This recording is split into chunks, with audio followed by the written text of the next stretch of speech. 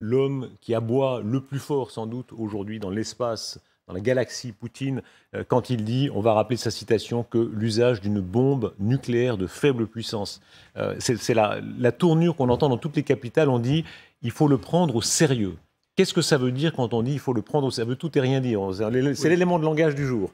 Oui, bien sûr, on le prend au sérieux parce que dès que l'on parle de nucléaire, il faut ne pas balayer ça d'un revers de main en disant c'est pas grave, etc. En même temps, il ne faut pas penser que c'est Kadyrov qui dirige Poutine Hmm. et que c'est Kadyrov qui mène la politique de la Russie. Et même si Poutine a fait beaucoup d'erreurs stratégiques au cours des 7 derniers mois, là, c'est quand même dans le mur d'escalade des erreurs, une qu'il n'a pas encore commis. Non pas que ça soit le prix du sang qui l'effraie, c'est que s'il le faisait, il sait qu'il se couperait définitivement des pays qui, pour le moment, ont à son égard une neutralité bienveillante ou n'ont pas coupé. Et des pays qui, par exemple, se sont abstenus au Conseil de sécurité, le Brésil, la Chine, l'Inde, l'Afrique du Sud, ces pays-là ne pourraient pas accepter d'être liés à un pays qui utilise l'arme nucléaire. Que l'on dise tactique de faible puissance, c'est un tabou le nucléaire. Il n'y a pas de faible puissance. C'est un tabou qui n'a pas été brisé depuis 1945. Le nombre de crises internationales dans lesquelles on a voulu utiliser pendant la guerre d'Indochine, les Français voulaient utiliser pendant la guerre de Corée, MacArthur, qui était le chef d'état-major des armées, donc beaucoup plus important que Kadyrov, avait demandé d'utiliser l'arme nucléaire. Eh bien, le président américain l'a viré pour... Bon, et la crise de Cuba, etc. Ceci étant, c'est vrai que la combinaison de défaites militaires, de territoires qui désormais sont russes, puisque Poutine les a annexés, ce n'est reconnu par personne, mais pour lui, ils sont russes, c'est vrai que, ne serait-ce que pour cela, il faut quand même faire attention. Vous signez Géostratégique, c'est une bande dessinée. Il y a une Oui, bande dessinée de la géopolitique mondiale de 1945 à nos jours en BD. 1945, vous l'avez mentionné à l'instant, c'est la date. On vivait dans ce monde-là, des vainqueurs contre Hitler. Est-ce que ce monde-là est en train de finir quand on voit que un des cinq des grandes puissances nucléaires ne joue plus du tout le jeu? Elle est passée à un autre stade. bah, ce monde a fini assez vite, puisque les alliés contre Hitler se sont très vite disputés. Hein. Et ils se sont cassés, l'alliance contre Hitler n'a pas duré très longtemps, et ensuite on a eu la guerre froide. Et puis la guerre froide a pris fin, on a pensé à un nouvel ordre mondial, Gorbatchev, Bush père, et puis ça s'est effondré, et là effectivement il y a un tabou, puisque la guerre sur le continent européen entre États est revenue, alors c'est pas la première, il y a eu la guerre du Kosovo, mais enfin c'était un peu différent, et là disons que pour la première fois depuis 1945, les pays d'Europe occidentale ont peur de la guerre. Le grand scénario catastrophe, vous rappelez ces années 91 et suivantes du rouge-brun, le national-communisme. À l'époque, on a dit, regardez, ça va renaître partout, il va y avoir la grande alliance, ce terreau communiste, et puis le vieux fond nationaliste. Est-ce qu'on est en train d'y assister en réalité maintenant? C'est-à-dire, dans le plus grand pays de la Terre, cette fusion peut-être a lieu. Alors, en fait, dans les années 90, ce que l'on craignait, c'était la faiblesse de la Russie. Parce que la Russie n'était plus contrôlée. Et les mafias prenaient le pouvoir, les oligarques qui étaient des mafieux prenaient le pouvoir. Rappelez-vous, la Russie rejoint, il y avait même la crainte que les armes nucléaires ne soient Hmm. plus contrôlées. Oui. Ou qu'elle soit vendue, on Qu'elles disait, soient elles vont être vendues. vendues. Oui. Il n'y avait plus le surcontrôle de l'appareil étatique soviétique. Alors, sans aller jusqu'à l'excès, dire que c'est des grands-mères qui surveillaient les armes nucléaires avec des portes mal fermées. Mais en tous les cas, il y avait cette grande crainte. Pendant des années, on a craint la puissance de l'URSS. Ensuite, on a craint la faiblesse de la Russie. De nouveau, bah, il y a un peu, on craint à la fois la force de la Russie, même si elle se heurte quand même à la résistance ukrainienne aidée par les Occidentaux, mais il y a aussi la crainte du chaos en cas. Bon. Et donc, on est toujours un peu partagé pour cela. Et la Russie est un pays tellement énorme, effectivement, qu'on ne peut pas ne pas être atteint par les événements politiques. J'ai écouté avec beaucoup d'intérêt votre échange avec Jean-Pierre Raffarin. Effectivement, la question, c'est si Poutine perdait le pouvoir, qu'est-ce qui se passerait? Malheureusement, il n'est pas certain que ça soit quelqu'un d'ouvert sur l'Occident qui le remplace. Est-ce qu'on assiste, ce qui se passe à Liman, on va voir les images de Liman dans un instant, une localité qui révèle tellement du monde.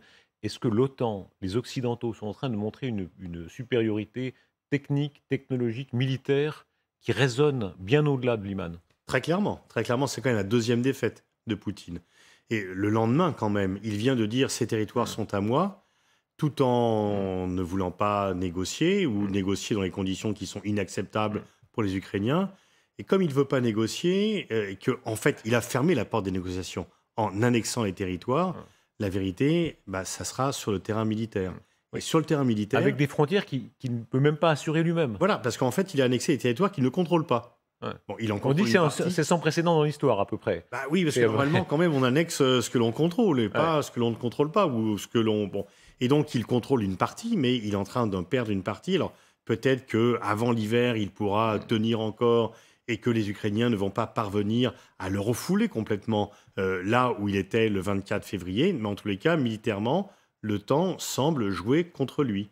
Est-ce qu'il faut pousser l'avantage? On entendait à l'instant Jean-Pierre Raffarin, c'est très frappant parce qu'il y a un certain état d'esprit français.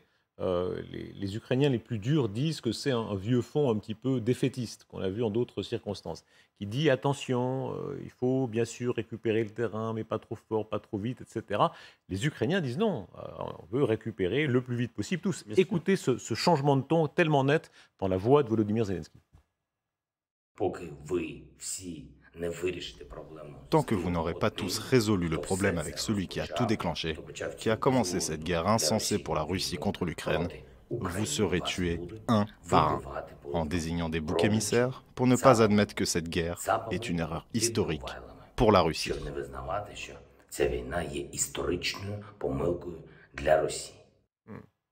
Voilà. Est-ce que vous le comprenez à 100% ou est-ce que, comme Jean-Pierre Raffarin, il attention? Alors, quand on parle du défaitisme des Français, les gens qui n'aiment pas la France, rappelez-vous, pendant la guerre d'Irak, on dénonçait aussi le défaitisme des Français. La France a quand même raison de s'opposer à la guerre d'Irak. Donc, il faut faire un peu attention à ces accusations récurrentes de défaitisme. C'est simplement de la prudence. Ceci étant, c'est pas nous qui faisons la guerre, c'est l'Ukraine. Donc, c'est l'Ukraine qui définit ses buts de guerre.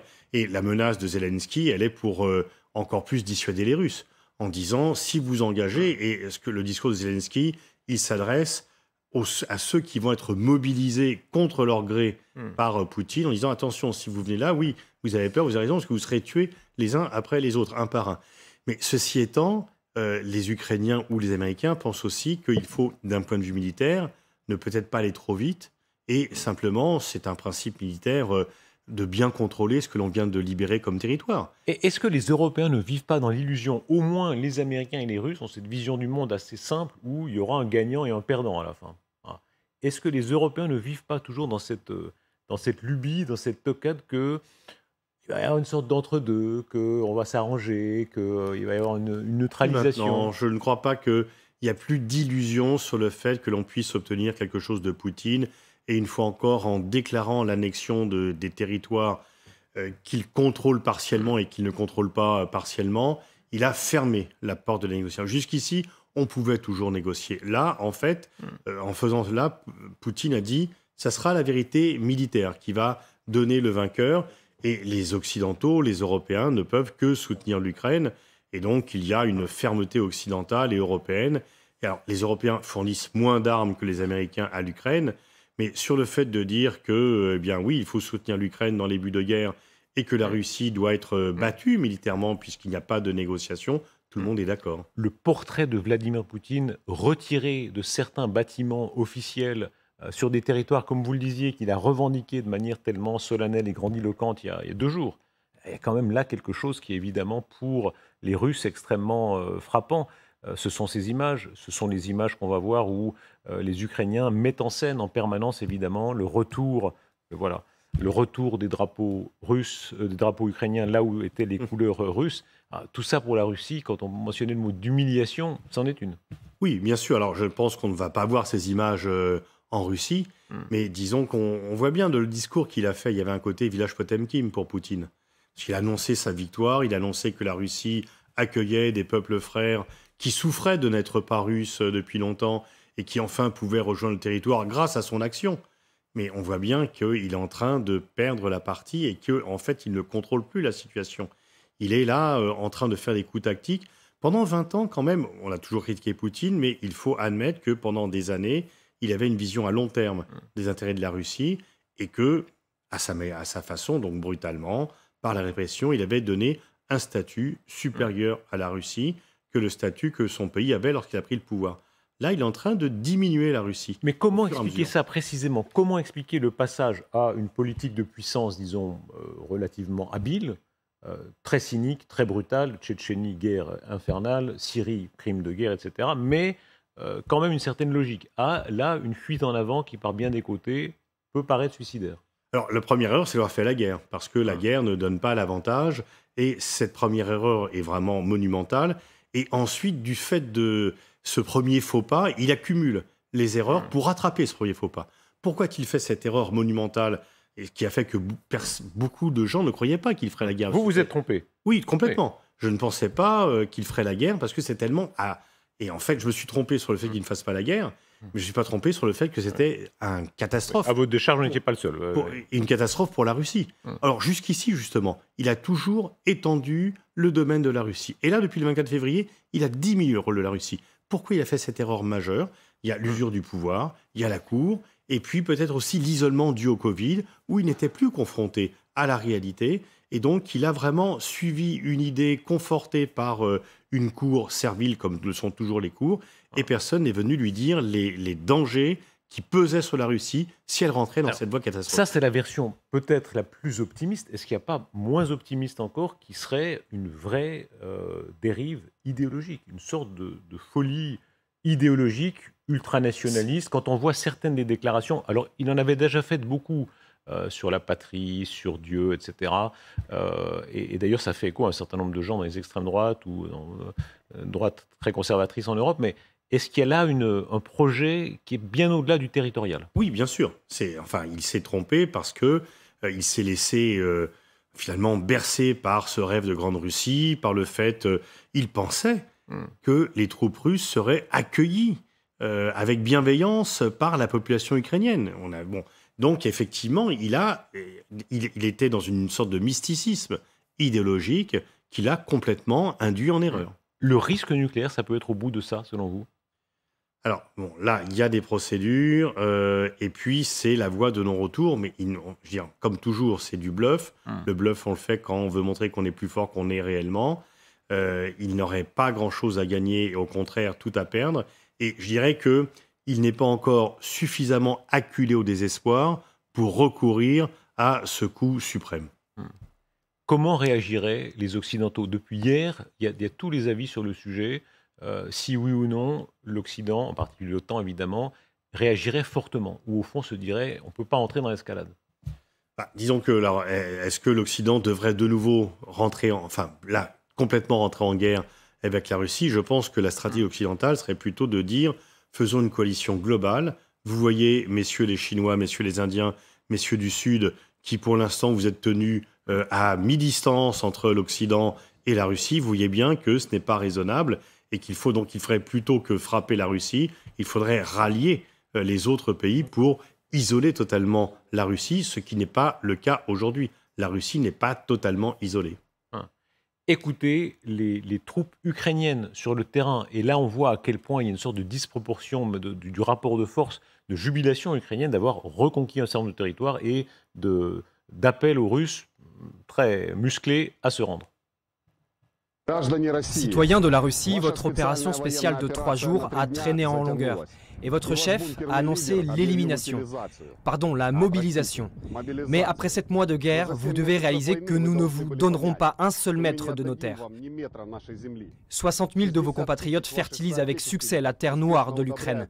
Et même si beaucoup de viande arrive en Ukraine, cela ne changera rien. Vous vous souvenez que le jour où vous célébriez le culte de votre victoire dans la Seconde Guerre mondiale, vous défiliez en criant le slogan « Nous pouvons le refaire ». Eh bien maintenant, vous avez cette chance. Mais nous avons une mauvaise nouvelle pour vous. Il est très probable que vous rentriez chez vous dans un sac en plastique noir. Votre femme, votre mère ou votre père auront une Lada blanche. Il existe encore une autre option. Éviter la mobilisation et choisir la reddition. C'est votre choix. Gloire à l'Ukraine, gloire aux héros. La puissance de ce qui est en train de se passer dans cette région de l'Europe, on a l'impression, contrairement à ce que certains disaient il y a encore quelques semaines, peut-être une porte de sortie, il n'y a pas vraiment de porte de sortie du côté russe, ni côté ukrainien, et on les comprend, ils sont en train de reconquérir, ils ne vont pas négocier maintenant. Bien sûr. Et puis, un cessez-le-feu ne les intéresse pas, parce qu'un cessez-le-feu serait à l'avantage de Poutine, puisque ça gèlerait la situation sur le terrain. Ça lui permettrait de garder le contrôle des territoires qu'il contrôle encore, alors que l'hypothèse la plus probable, c'est qu'il les perde au fur et à mesure. Est-ce que là, on ne va pas, par une sorte de pente naturelle, à davantage de guerre? C'est le chemin de la guerre. Oui, bien sûr. Mais une fois encore, comme il n'y a pas de solution diplomatique, il n'y a pas de négociation et qu'on ne voit pas d'issue à cette guerre, la guerre va continuer.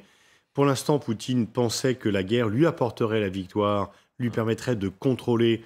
Il avait compris qu'il ne contrôlerait pas l'Ukraine, il voulait se rabattre sur le Donbass et pouvoir dire aux Russes, regardez, enfin, son discours de vendredi, regardez, grâce à moi, la Russie est plus grande, plus forte et plus nombreuse. On a récupéré des citoyens russes.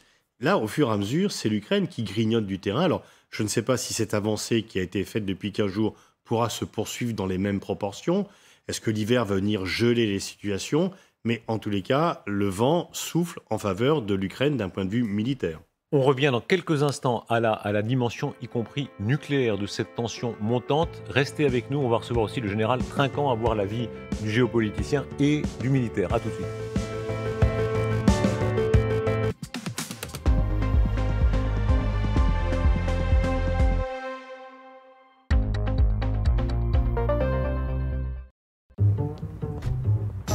L'allure. Souvent, ça ne tient à rien, mais ça fait toute la différence. C'est savoir prendre le temps, même quand on est en retard. Avec de l'allure, un simple créneau devient une arrivée remarquée. Et s'être fait attendre est très vite oublié. Peugeot 3008, avoir de l'allure, ça fait toute la différence.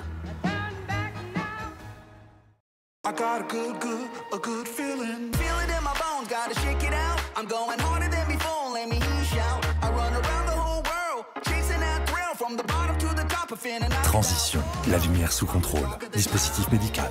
Transition signature Gen 8, des teintes qui donnent du style. Demandez conseil à votre opticien.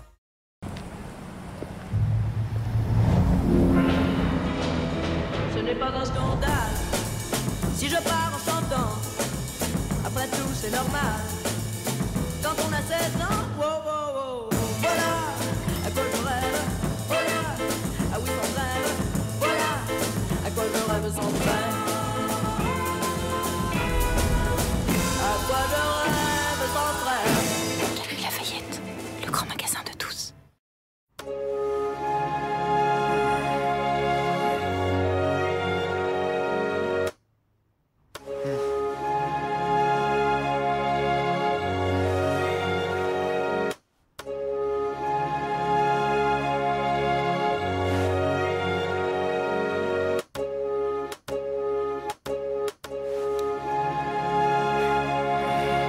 Ibis Styles. Toujours le même confort, jamais le même style. La voiture est prête. On prend la mienne. C'est pas mon genre. Ah, décapotable. Questa strada. Alors, je suis électrisé. Nouvelle Fiat 500 Red, des 159 € par mois sans condition de reprise. Déjà plus de 80% de Fiat 500 vendus en électrique. Pourquoi pas vous? Un médecin a parfois besoin de consulter certains de vos documents de santé. Mais ce n'est pas toujours facile de tous les avoir avec soi. Voilà pourquoi, dans Mon Espace Santé, vous pouvez ranger toutes les informations médicales dont votre médecin aura besoin. Mon Espace Santé, vous avez la main sur votre santé.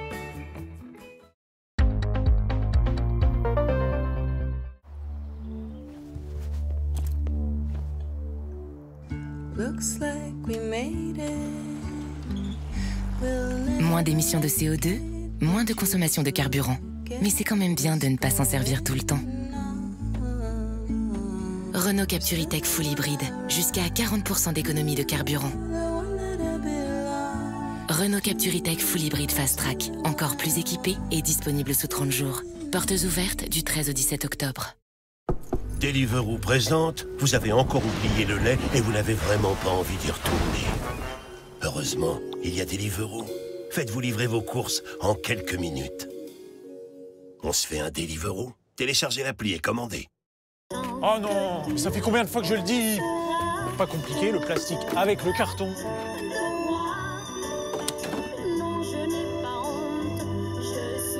Vous avez la roue de secours? Les boulons. Oui, c'est pas compliqué. Les Français sont généreux et engagés. Partout dans les territoires, AXA et ses agents inventent chaque jour l'assurance qui leur ressemble. AXA.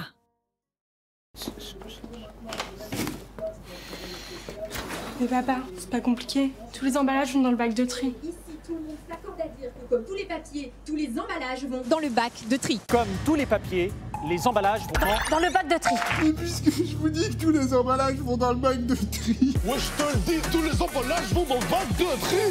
Ah bah voilà, il suffisait de le dire. Trier, c'est donner de l'avance au recyclage. Pour déjà près de 2 Français sur 3, tous les emballages vont dans les bacs de tri. L'instinct. Une fulgurance qui nous pousse à agir. Un battement de cœur, une émotion brute. Constamment, nous devons nous réfréner.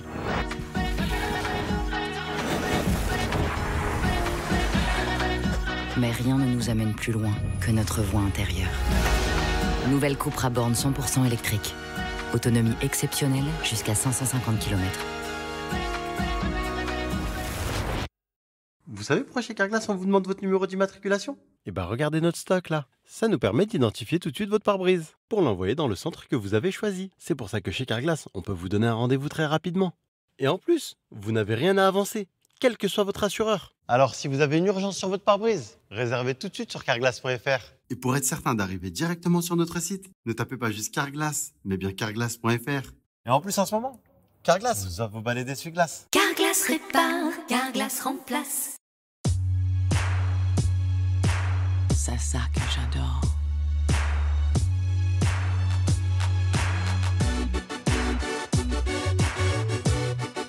Parfum d'eau, the new fragrance, Dior.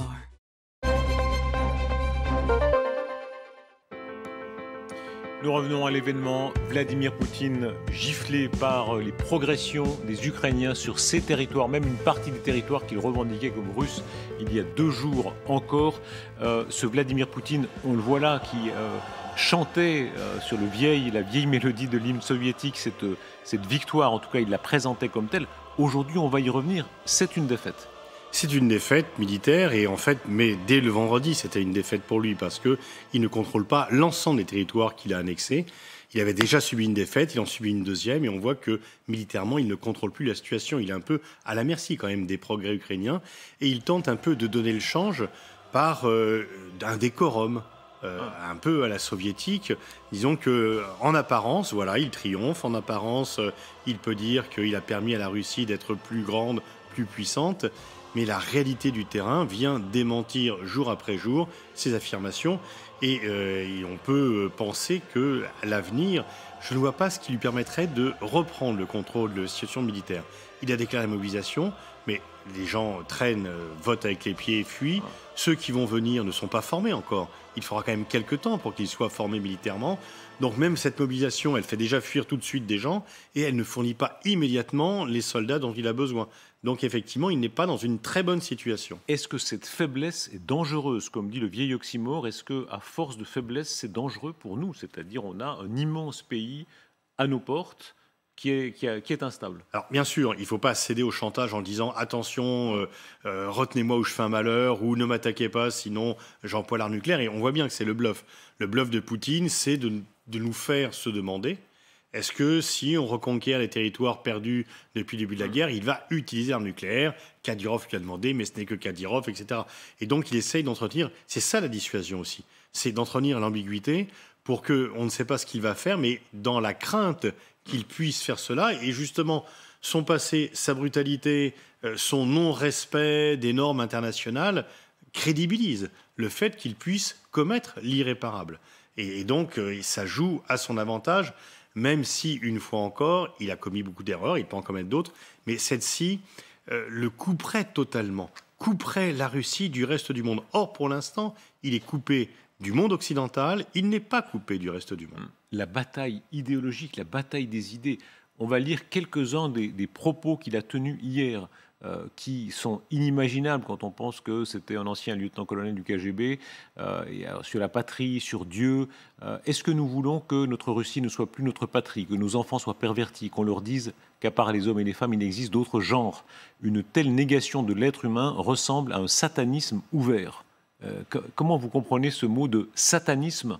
Oui, alors c'est là où, enfin, on peut comprendre un discours anti-occidental pour essayer de fédérer autour de lui, mais là, c'est ultra radical. Alors, il y a des gens qui adhèrent à cela. On sait aussi que, disons que la Russie russe n'est pas LGTB friendly, ça c'est clair. Et donc, il joue là-dessus. Mais quand même, l'employer le terme de satanisme montre quand même qu'il ne contrôle même pas son vocabulaire. Il aurait été, je crois, plus astucieux de sa part de faire cette rhétorique, mais de façon moins brutale, et de dénoncer effectivement le complot occidental, mais pas jusque-là. Est-ce que ça montre une volonté prosélyte, expansionniste? Parce qu'après tout, comme vous le dites, en Russie, il y a peu de chances que le code pénal ou le code civil évolue très vite dans ce sens-là, de toute façon. Clair. Donc s'il dit ça, c'est qu'il considère qu'il veut imposer ses idées, ses contre. Lisez ce qu'il dit aussi sur le genre, sur les questions de genre. C'est la deuxième citation qui était là. Nous nous battons pour la Russie historique, pour protéger nos enfants et petits-enfants de cette expérience satanique, pour changer leur âme. Dieu, qui est invoqué sans cesse, il dit que Jésus reconnaît les siens, Jésus reconnaît ses fruits, il cite les Écritures. Voilà. Tout ça, quel sens vous lui donnez? Qu'il est sur la défensive, qu'il est vraiment pas en très bonne position, puisque quand on fait appel à cela, c'est que vraiment il est sur la défensive, il voit que les choses ne sont pas à son avantage. Et puis il joue aussi parce que dans la plupart des pays qui n'ont pas rompu avec la Russie, effectivement, les questions de genre, la Hongrie, oui, alors bien sûr, mais y compris dans le Sud global.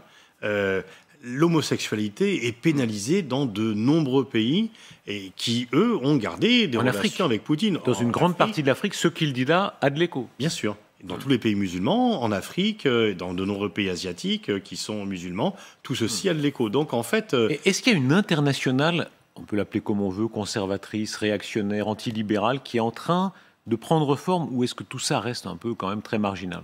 Non, c'est pas marginal au sens où les pays qui sont très restrictifs sur le droit des minorités sexuelles sont quand même très nombreux, très importants, mais il n'y a pas une coalition, il n'y a pas une direction, il n'y a pas une sorte d'internationale homophobe dont Poutine pourrait prendre la tête, comme il y avait auparavant un national communiste. Il y a quand même une attention quand on voit qu'il entre dans ce degré de détail, quand il dit « Voulons-nous que dans notre pays, au lieu d'avoir un père et une mère, nous ayons un parent 1, un parent 2 », qu'on parle à nos enfants des opérations de changement de sexe, lui ou ses conseillers, quand même, suivent les débats d'Europe de l'Ouest, ils considèrent que c'est un enjeu à leurs yeux. Ils ont voté des lois qui, et avant la Coupe du Monde qui s'est passée chez lui, ils ont voté des lois très restrictives en disant attention, c'était des lois, disons, contre la propagande supposée protéger les enfants de la pédophilie, mais qui étaient des lois tout à fait homophobes, et il y avait une confusion de lois homophobes au nom de la lutte contre la pédophilie.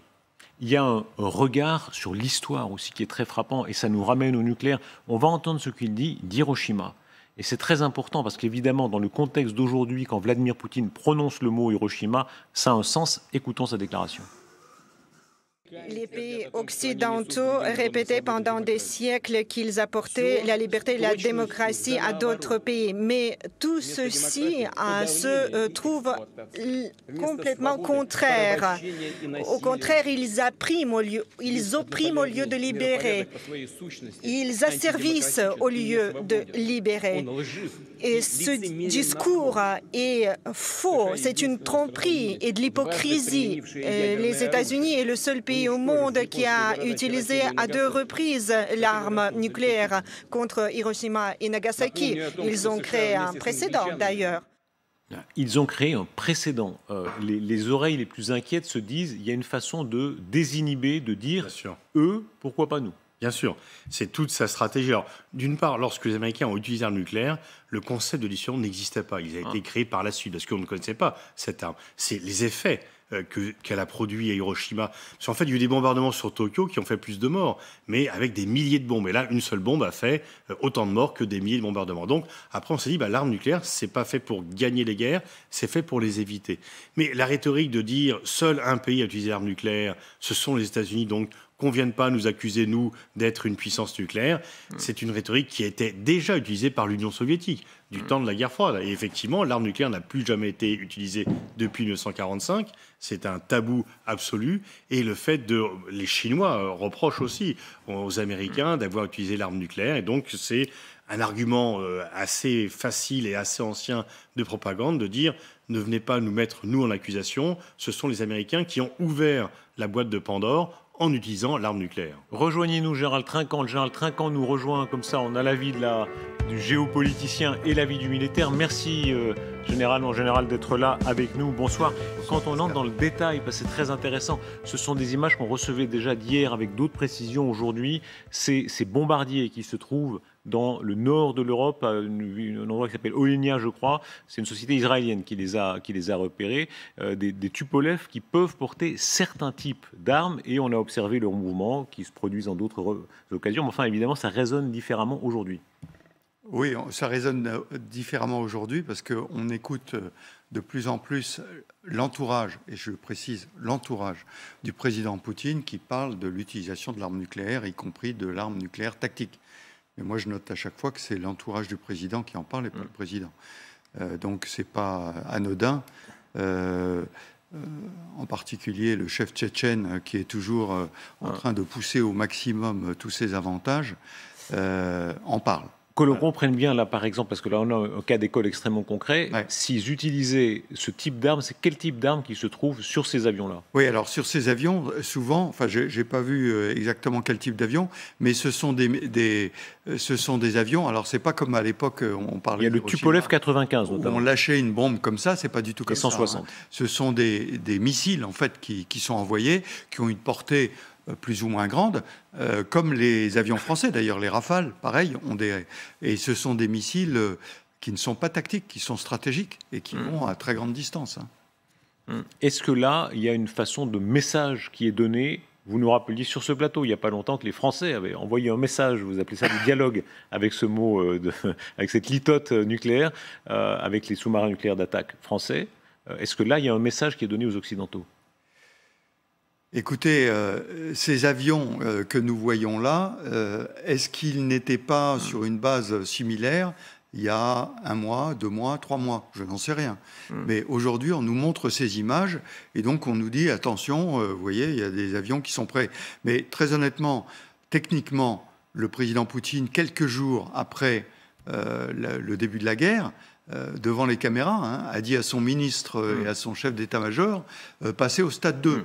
Alors quel est le stade 2 pour les avions? Je ne sais pas. Pour les missiles, c'est un certain niveau. Pour les avions, et ces avions, très honnêtement, depuis 6 mois, j'espère pour eux qu'ils ont volé. Sinon, ça poserait des problèmes. Le colonel Père de Jong disait, c'est ce que disent aussi les Ukrainiens ce soir, et pourtant eux sont plutôt à réduire le risque en disant attention, ne cédez pas au bluff de Poutine, parce qu'évidemment c'est très présent chez eux, disaient qu'une possibilité ce serait de frapper des zones de front, des zones frontières, évidemment pas l'OTAN, parce qu'ils savent bien que là ils entrent dans autre chose. Non, mais c'est tout le discours sur le nucléaire tactique. Alors, je ne partage pas du tout le point de vue de Pierre sur ce sujet-là. Et je mime toujours le général de Gaulle qui, quand on parlait de ça, dit toujours « tactique stratégique, vous m'emmerdez, c'est nucléaire ». Si vous voulez, l'utilisation de l'arme nucléaire, on le disait, ça a été utilisé 2 fois par les Américains. Depuis, on a construit tout un discours sur le nucléaire. Et c'est plus du tout la même chose. Et le tactique, la France, à mon avis, a eu le tort à un moment de jouer ce jeu-là avec les Pluton et les Hadès. Elle a supprimé ça et elle a eu raison. Le nucléaire reste une arme qui n'a aucun rapport avec les autres. Et donc l'utilisation tactique ne me paraît pas quelque chose de... Mais est-ce qu'on vit encore dans ce temps-là? On se rappelle de Gaulle précisément quand il recevait l'ambassadeur de Russie, l'Union soviétique, il disait alors on mourra ensemble, parce qu'en effet on s'imaginait à l'époque que c'était ou la vitrification totale ou rien. Or là, est-ce qu'il y a une forme de démocratisation où les Pakistanais, les Indiens, les Israéliens l'ont depuis longtemps, beaucoup d'autres nations se disent mais nous aussi, on veut l'arme nucléaire, et puis les Russes ont des codes nouveaux, une façon d'en parler nouvelle. Il y a toujours une tentation, c'est de dire on a une arme, il faut qu'elle serve à gagner la guerre et pas à l'éviter. Et donc d'avoir des armes nucléaires de petite puissance pour gagner des combats. Mais c'est du nucléaire, petite puissance ou pas. Quand le tabou est brisé, il n'y a aucune limite. Donc effectivement, très régulièrement, vous avez des gens qui disent on va faire une petite bombe nucléaire, comme ça on pourra viser, je me rappelle pendant la guerre d'Irak, on va viser Saddam Hussein par la fenêtre de son bunker. Je ne pense pas que Saddam Hussein avait les fenêtres de son bunker. Donc il y a toujours cette tentation de dire il faudrait une arme nucléaire domestiquée, qu'on puisse utiliser de façon pratique et adaptable.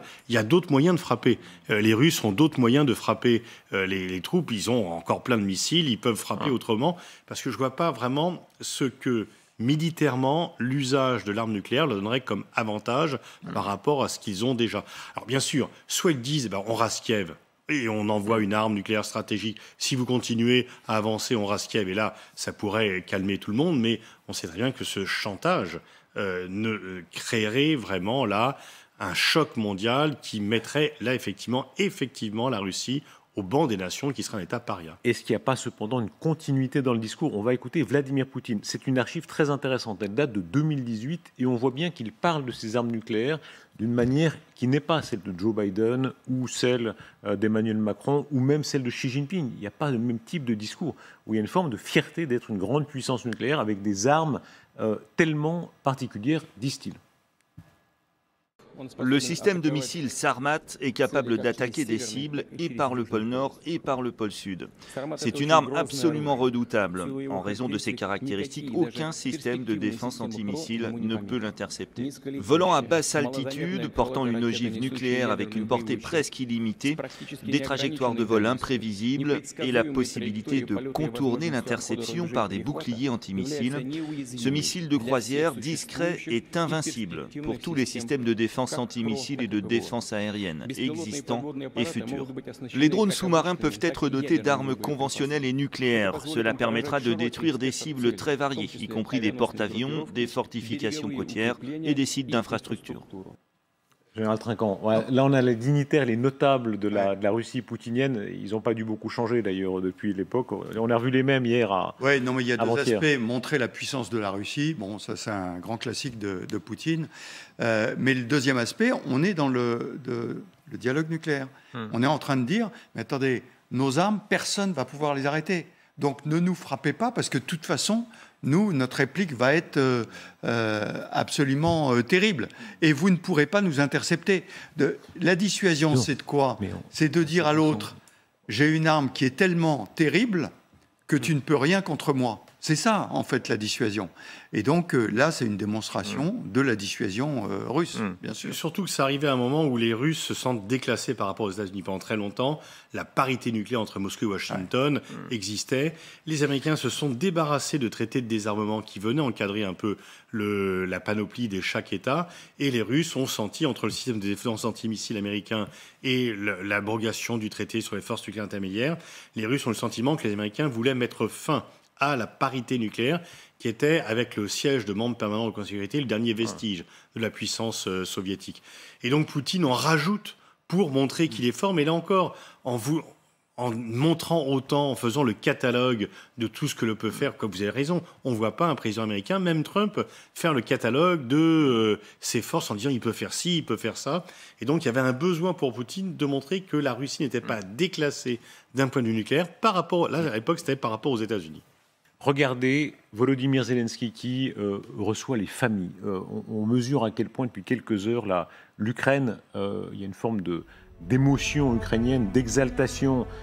Les voix plus critiques disent aussi un certain sens de la com, mais dans la façon d'honorer évidemment les familles. Et on rappelle combien cette guerre est cruelle d'ailleurs pour les Ukrainiens et pour les Russes.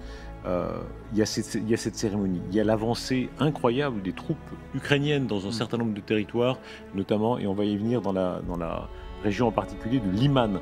Comment est-ce que vous lisez le contraste entre cette puissance nucléaire tellement colossale et cette sorte de faiblesse conventionnelle?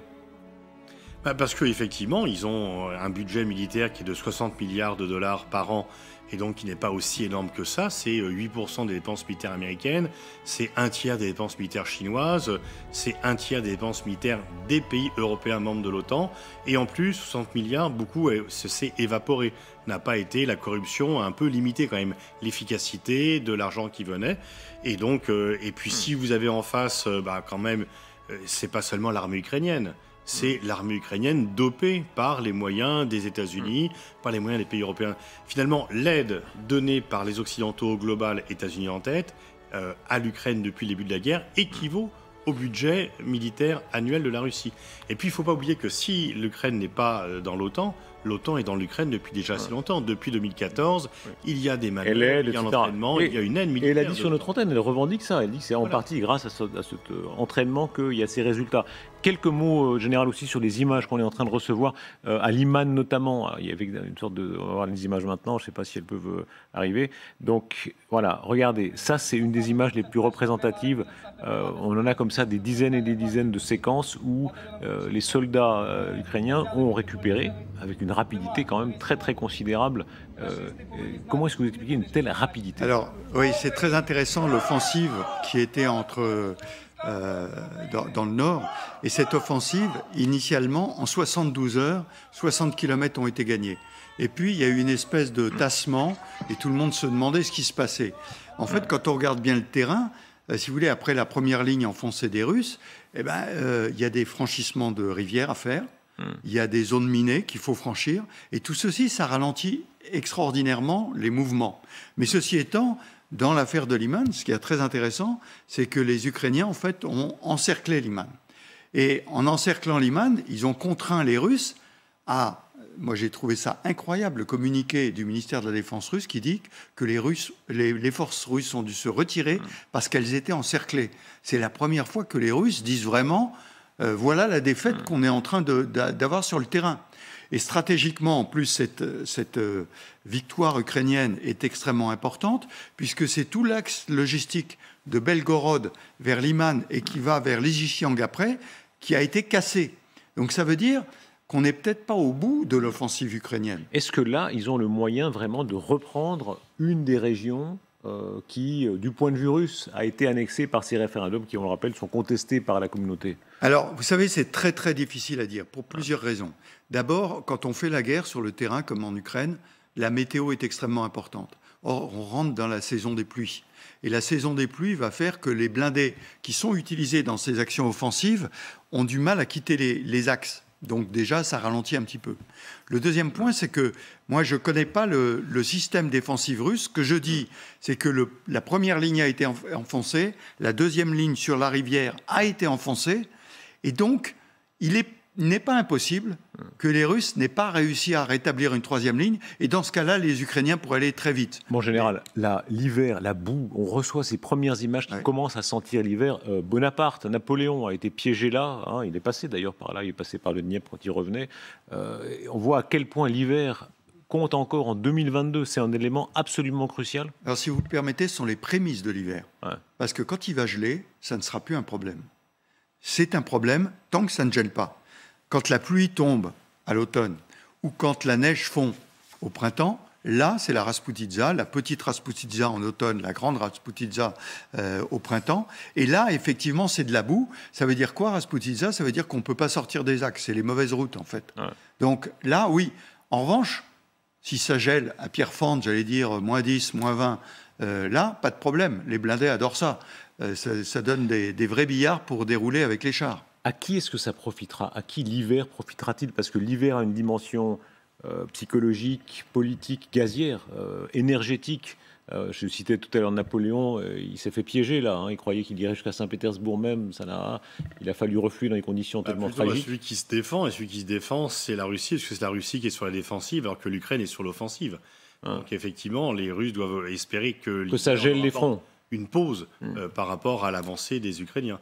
Mais l'hiver ne va pas arrêter les livraisons d'armes occidentales à l'Ukraine et qui vont continuer et qui vont continuer à inverser le rapport de force en faveur de l'Ukraine. Et effectivement, on va entendre dans la deuxième partie notamment le conseiller à la défense Yourissa qui dit à quel point les HIMARS ont changé la donne. Les HIMARS américains sont déterminants dans ce qui est en train de se passer. On se retrouve avec Alexia Maillère et nos invités dans un tout petit instant. À tout de suite.